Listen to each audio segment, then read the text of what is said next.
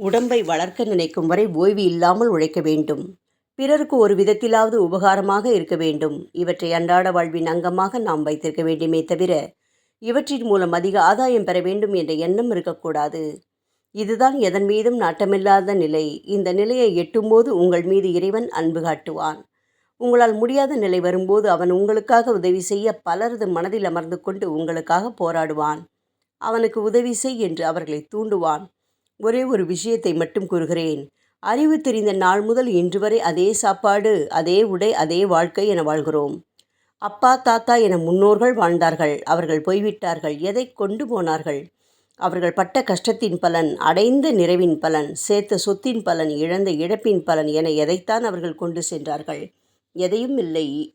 அப்படித்தான் நாமும் ஒரு நாள் போகப் போகிறோம். ஆகவே எதையும் தேடி அலையாமலும், மனதை அலையவிட்டு அதன் பின்னே ஓடாமலும், இறைவன் அளிப்பது நிரந்தரமான செல்வம் என நம்பி வாழ்வோம்.